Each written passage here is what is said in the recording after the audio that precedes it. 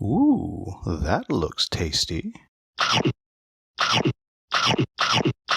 In a world where a dark curse has both ended all warfare and created a horrific wasteland, all conflict is settled in the arena.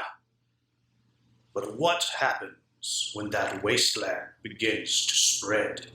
Welcome, folks. Today, the Hungry Gamer is back with another Kickstarter preview and also a bit of a review. Now, unfortunately, my previous video, there was some audio issues and there was a bit of an echo, which admittedly is annoying to a lot of folks. So I wanted to come back and redo my final thoughts. If you want to see how the game works, how it plays, then you can check out the other video. There is a link to that in the description. And I will also link to some other playthroughs when the Kickstarter for the expansion material is live, so you can check it out there as well. So I reviewed this game, Arena, based on the solo co-op campaign.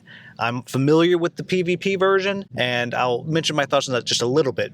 But to start with, what do I like about the solo co-op mode? The first thing that I like is I like the way the mechanics interact with the story and with the game. The mechanics of combat are very simple. In fact, they're so simple that you can even remove a couple of the quote-unquote advanced rules, which are rules that in many other games are common, things like reaction attacks or mobbing / flanking and those kinds of things. And then you can just kind of dive in, knuckle down, and do your fights. And this allows the fights to actually go fairly quickly. I particularly enjoy that even when you miss, you do something. There you do the residual damage, so even though you're rolling the 20-sided die, which can have a lot of swing to it, you're always doing something. And I will also say that your target on the 20-sided die is usually an 8 or less, so it is definitely above a 50-50. So I do enjoy that. I think the world of Arena is just steeped in lore. There is so much lore behind it, and I'm really a big fan of that. And I think the campaign leverages that well, as if you've read all the lore as you play, there's things that pop out that you're familiar with. But if you're not familiar with it at the same time, you're not confused. It does a really good job of, through the campaign tome, introducing all the stuff you need to know. I also will say that the use of the story cards after each scenario, there's cards that you go through. Sometimes you flip some cards and read them at the beginning, and then you stop, you finish, you read more. I think they do a very good job. And the choices that you have to make are real, they're challenging, and they have consequence, and I'm a big fan of that. I also like that sometimes what seems like probably the right choice isn't always the right choice, so it definitely keeps you on your toes. I also am a really big fan of the use of puzzles. They have actually managed to include puzzles in the game, in the story, that again have consequence, and you can figure them out, but it's not crippling if you don't figure it out. You will be at a disadvantage, or maybe you get some great advantage if you have solved it, but it's not crippling. The puzzles are interesting, they seem like they're varied, and again, I really appreciate that it is possible that you just can't solve a puzzle because you missed something earlier on. In my campaign, there were some NPCs that wound up getting killed because I made a mistake, and they actually had the information that if I'd had that, I would have been able to solve a puzzle later on. So I'm really a big fan of all of that. I think that this campaign is one that has a good replay value. It's not infinite. After all the puzzles, when you've solved them, then you're going to know them. But as you're playing through, you close doors behind you as you're playing. So if you play again, there's different paths that you can take. And I do think that is a wonderful thing. And then, of course, you can also replay it with a myriad of different characters, so there is that replay value. But eventually you will know the story and you will know the puzzles. I also think that the components are quite good, especially if you get the additional dungeon box. Those walls and levers and things like that, they just look fantastic on the map. I really am a big fan of that. I like the layout of the game. The cards are easy to read.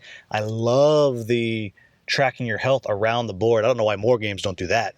And the quality of the components is good. I will say that some of the miniatures don't have the detail that you would think, partially because of the color on them. The yellow miniatures don't seem to hold all the detail as well as the darker colors, but a little more on that later on. I also really like the art a lot. I think the art is just wonderful. There is one exception that I'm going to talk about a little bit later, but I really think it's really good art. The rule books and everything are just filled with it. I think all the characters are very much distinct and they're very interesting, and while the gameplay is still simple and there's not a huge variance, there's enough variance to where I feel like each character is different. So let's move on to my few quibbles with the game. And my first one is, I'll start with that art that I mentioned. There is, if you know me, you know that I'm not a fan of the pin-up style art for the female characters in fantasy games. There are two characters that have that style of art in Arena. One of them has alternate art, and so it's not there, and then the other one is still in there. To me, it pulls me out of the game, mostly because it's just not practical. And then when you compare it to all the other characters who are intelligently dressed, I'll put it that way, it's a distraction for me. Now, many people have no problem with that, many people like that, but for me, I wish that all of them had gone the other way. My next quibble is with the way the campaign does its leveling up. It's fine, but it's just very simple. You get a couple of cards, and you buy these cards, and it gives you static bonuses, more health, more damage, more defense, etc.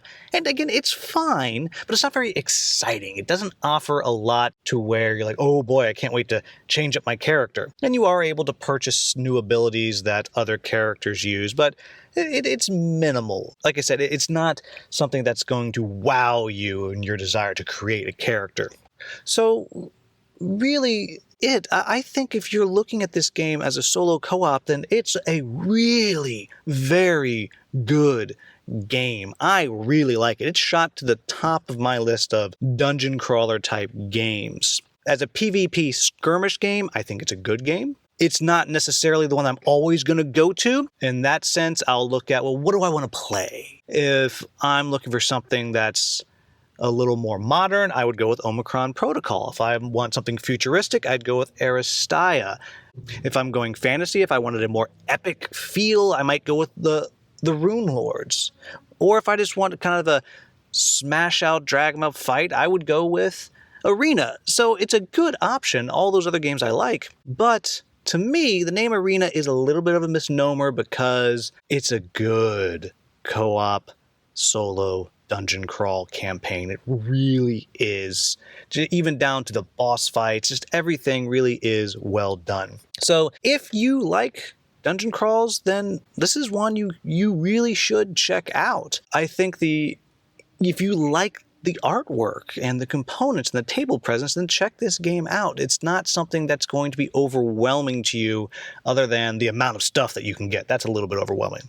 And so now I want to transition a little bit and talk about the new Kickstarter that's coming up, a little bit of a preview. And I talked to the designers, and some of the changes that are coming is, one, a lot more story, scenarios, campaign, dozens and dozens of hours of new stuff, maybe even more than that. I'm probably underestimating how much there's going to be. And in addition to that, there's going to be something that I'm excited about, is a change of the way the characters level up. They're going to be getting some skill trees and things that if you've played other dungeon crawls or played video games, you're familiar with how those work. But that's going to be something that's going to be added, as well as a little bit more of an advanced gameplay with your cards. You'll be able to have a hand of cards and then play out of your hand, and then cards that are still in your hand might give you bonuses based on what you've played, and there'll be kind of a rotation of cards. And I don't have all the details, but it is just slightly more complex for people who are interested in that. And then the last thing that this